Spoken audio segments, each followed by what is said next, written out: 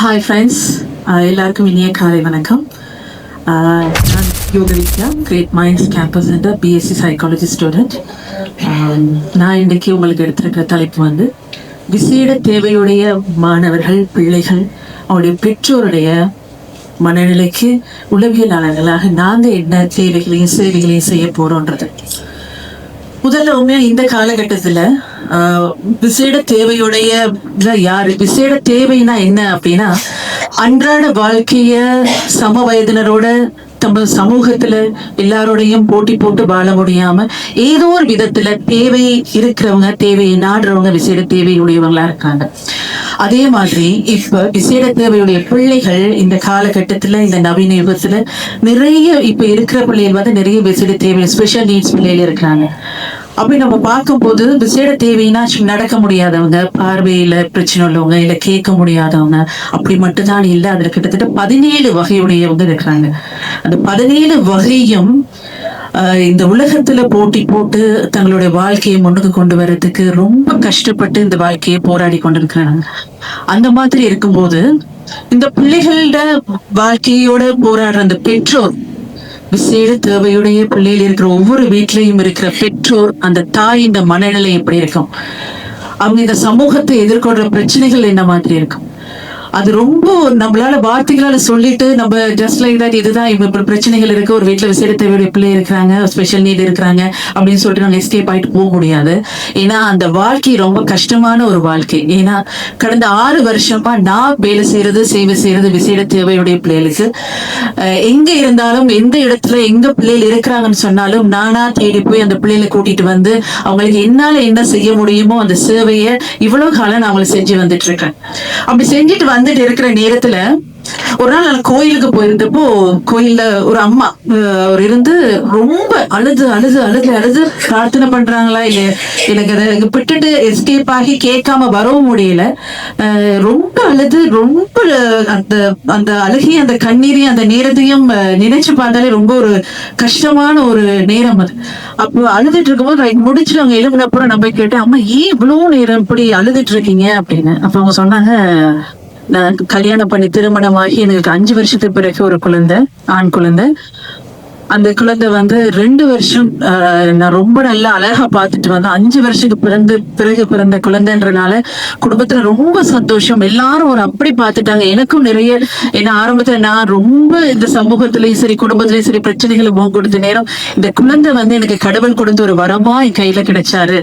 அப்ப அதனால நாங்க ரொம்ப பொக்கிஷமா இந்த குழந்தையை வளர்த்து வந்தோம். 2வது பர்த்டே முடிஞ்ச உடனே சடனா அந்த குழந்தை வந்து பேசுறது அப்படியே டிராப் பண்ணாரு. நாங்க கூப்பிடும் போதே எங்களை பார்க்கல, எங்களுக்காக அவரு நாங்க சொல்ற எந்த விஷயத்தையுமே அவர் மைண்ட்ல எடுத்துக்கல.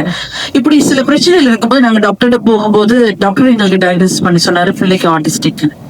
சோ ஆட்டிசம்னு கேட்டு அந்த பிள்ளையோட அவங்க போராடுற நேரங்கள்ல அவங்க குடும்பம் வந்து முதல்ல அவங்களை கைவிட்டது. அதாவது கணவருடைய குடும்பம் வந்து அந்த குழந்தைய வெளியில கூட்டிட்டு போவேனா, அந்த குழந்தை வெளியே கூட்டிட்டு போனா போற பொது இடங்கள்ல இருக்க முடியல, ஃபங்க்ஷனுக்கு கூட்டிட்டு போக முடியல, அப்ப நீங்களும் அவங்களோட வீட்டுல இருங்க அப்படிங்கும் போது இவங்க அந்த பிள்ளைய பாக்குறதே ஒரு முழு நேர வேலையா இருக்கும்போது கணவருடைய சப்போர்ட் அவங்களுக்கு அப்படியே குறைஞ்சு வரும்போது இவங்க சரியான ஒரு மன இறுக்கம், டிப்ரெஷன் உச்ச லெவலுக்கு போயிட்டாங்க. அப்ப கடவுள் தந்த இந்த வாழ்க்கை அடுத்த கட்டம் அவங்க வீட்டுல லெட்டரும் எழுதி வச்சுட்டு தான் வந்திருக்காங்க. தானும் மகனும் இன்னைக்கு ஈவினிங் சூசைட் பண்ணிக்க போறோம்ன்றது எழுதி வச்சுட்டு தான் மகனோட கோயிலுக்கு வந்திருந்தாங்க. அப்ப அந்த பையன் அங்கே இல்ல, சுத்தி விளையாடிட்டு இருக்காரு. நான் அந்த வந்து அப்ப அவங்க சொன்னாங்க, நான் இப்ப எழுதி வச்சுட்டு தான் வந்தேன், இன்னையோட எனக்கு இந்த வாழ்க்கை முடியணும், ஆனா கடவுள்கிட்ட நான் கேட்க வந்தது நீ தந்த வாழ்க்கை இது, இந்த வாழ்க்கையை ஏன் எனக்கு இவ்வளவு கொடுமையா கொடுத்துருக்கீங்க, இதை நான் ஏத்துக்கிறதா இல்ல முடியலையே, எனக்கு இந்த உலகத்துல இதோட போராட முடியலையேன்ற கட்டத்துல நான் இருக்கிறேன்ற கேள்வியை கேட்கலான்னு சொல்லி வந்தேன் அப்படின்னு சொன்னாங்க.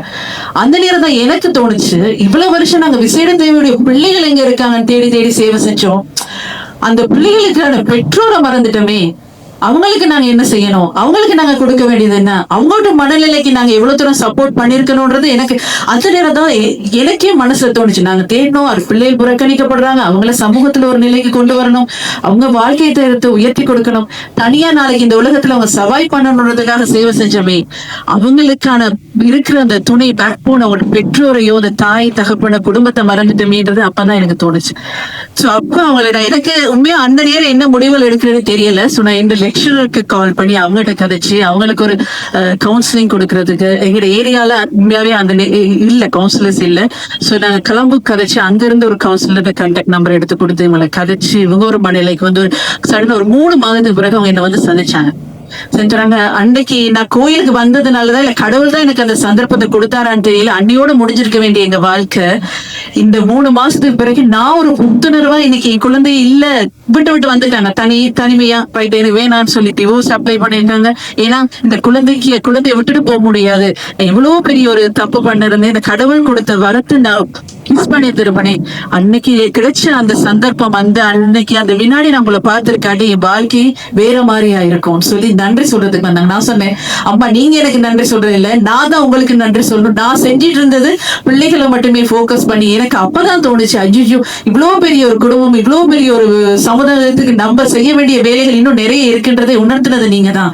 அன்னைக்குதான் நான் உளவியல் தேவைகள் இந்த உலகத்துக்கும் சரி, இந்த பெற்றோருக்கும் சரி, இந்த மாணவர்களும் சரி எவ்வளவு ஒரு தேவை இருக்கிறது உணர்ந்து உளவியல் கல்வி எங்க படிக்கலாம்னு சொல்லி தேட ஆரம்பிச்சுதான் நான் கிரேட் மைண்ட்ஸ் கேம்பஸ் நான் செலக்ட் பண்ணினது. அந்த மாதிரி இப்ப எவ்வளவு பேரண்ட்ஸ் வந்து சமுதாயத்தை முகம் கொடுக்க முடியாம கஷ்டப்படும் போது நம்ம அவங்களுக்கு உதவியா இருக்கும் போது ஒரு 2 வார்த்தை அவங்க கேக்குறது அதான், அவங்க படுற கஷ்டங்களுக்கு நம்மளால என்ன செய்ய முடியும், ஒரு ஆறுதலான 2 வார்த்தைகளை தான் அவங்க தேடி வராங்க. அந்த ஒரு சந்தர்ப்பத்தை அதுக்கு நம்ம தோள் கொடுக்க முடியுமா இருந்தா அங்கதான் எங்களுடைய சக்சஸ் இருக்கு. ஏன்னா உளவியல் கல்வியை கற்றுக்கிட்டு நம்ம நாளைக்கு இந்த சமுதாயத்துல ஒவ்வொருத்தருமே ஒவ்வொரு சக்தியா தான் வெளியே வரணும். அப்படி வெளியே வரும்போது அந்த பெற்றோரையும் சரி, அந்த விசேட தேவைய மாணவர்களையும் சரி, இந்த உலகத்துல ஒவ்வொரு முத்துக்களா எங்களால செதுக்கி கொண்டு வர முடியும். ஏன்னா ஒரு ஆசிரியர் சேவையில இருக்கிற நான் விசேட தேவைக்கு சேவை செய்யறதுனால சொல்றேன், அவங்களுக்கு கல்வி கற்பிக்கிறதுனால நான் தனியா ஒரு ஓன் சென்டர் நான் நடத்திட்டு வரேன். கடந்த 6 வருஷமா எந்தவித சப்போர்ட்டும் இல்லாம நானா பிள்ளைகளை தேடி கொண்டு அந்த சென்டரை செஞ்சுட்டு வரேன். இப்போ அந்த அம்மா வந்த பிறகு அவங்க எங்களுக்கு 4-5 பிள்ளைகள் இல்ல பெற்றோருக்குள்ளாக கூட்டிட்டு வந்து எங்களோட இணைச்சிருக்காங்க.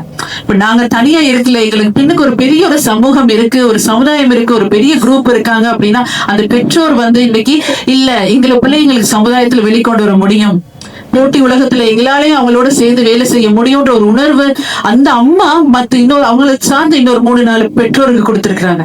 அப்படி இருக்கும்போது உளவியல் கல்வியை தேர்ந்தெடுக்கிற நம்ம உளவியலாளர்கள் ஒவ்வொருத்தரும் வெளியில நாளைக்கு விழும்போது இந்த பக்கத்தையும் நாங்க பார்க்கணும். விசேட தேவையுடைய பிள்ளைகளையும் சரி, பெற்றோருக்கும் எங்களால என்னென்ன தேவைகள் செய்ய முடியுமோ, என்னென்ன உதவிகள் செய்ய முடியுமோ அதை கண்டிப்பா கொடுத்து அந்த சமுதாயத்துல அவங்கள ஒரு நல்ல சிறந்த குடிமகன்களை வெளியில கொண்டு வர வேண்டியது எங்க ஒவ்வொருத்தருடைய கடமை நினைக்கிறேன். அதாவது நாட்டுக்கு தான் உளவியல் தேவை இருக்காது இல்ல, ஒவ்வொரு வீட்டுக்கும் இருக்கு. ஒவ்வொரு வீட்லயும் ஒவ்வொரு உளவியலாளர்கள் கண்டிப்பா இருக்கணும். அப்பதான் தெளிவான அழகான ஒரு சமுதாயத்தை எங்களால வெளியில கொண்டு வர முடியும். ஆகவே இந்த இப்படியான ஒரு சந்தர்ப்பத்தை என்னோட கருத்துக்களை வெளியிடறதுக்கு கொண்டு வரதுக்கான சந்தர்ப்பத்தை தான் இந்த கிரேட் மைண்ட்ஸ் கேம்பஸுக்கு நான் உண்மையா நன்றி கடன் பட்டிருக்கேன். தேங்க்யூ.